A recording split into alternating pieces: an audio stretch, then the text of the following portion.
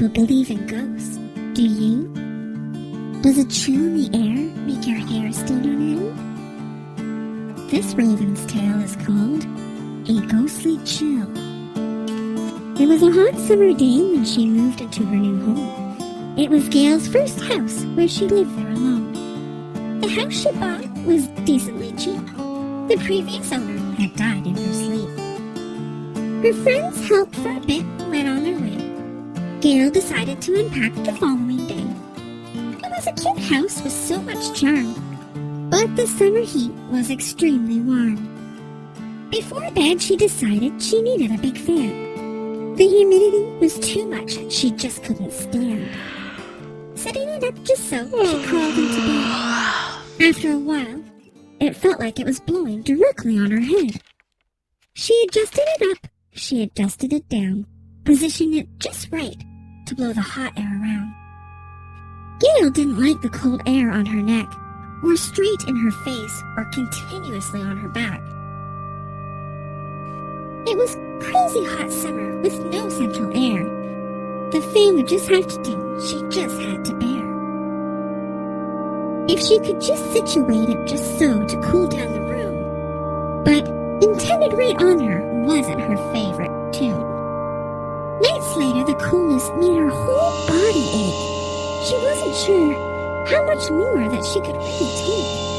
She needed to be cooled down by the fan, but the pain fester was deep and she felt it in both arms and hands. Her body would tense up more and more each day, found daily tasks difficult as she was disintegrating away. Screw this, I'm leaving the fan off tonight. But she awoke at 3:33 a.m. to a horrendous fright. She felt freezing cold air blowing on her neck.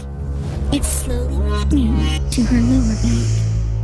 She was fully awake and came to realize that she couldn't move her body, that she was paralyzed. As she focused on her surroundings, a mirror reflected her bed. Behind her was a twisted apparition with long dark hair on its head. Gail's eyes started to tear up as she struggled in restraint. Then the ghostly spectrum was in her face, making Gail feel faint. The fear Gail felt, she was shaken but couldn't scream. The figure was only a few inches from her. This was definitely not a dream. Darkened eyes, no pupils, just somber black. Gray, cold skin with a crick in its neck. Sunken in face and body showed the skeleton bones. Long, decrepit hands and fingers over Gail's body they combed. Your essence, the figure spoke in a long, drawn process. Gail screamed with fear and distress. She could finally move, but fell to the floor. Gail's legs weren't as strong as they were before. She was weak and thin. No strength, no fight. The spectrum forced her down. Gail froze with fright. She tried to resist, but she was way too frail. It opened its unhinged jaw and it started to inhale. Cold air rushed around her, leaving a chill in her bone. Gail's body started to freeze solid, letting out one last moan.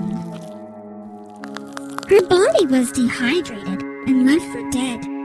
She was found curled up on the floor beside her bed. Her friends and family were shocked on how this came to be. Gail's body looked extremely old, yet she was only 33. Weeks went by. Gail's house sold way under asking price. Now, another had died in their sleep, not once, but twice.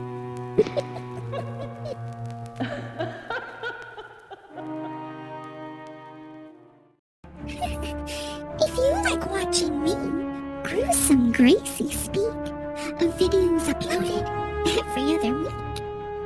If you like listening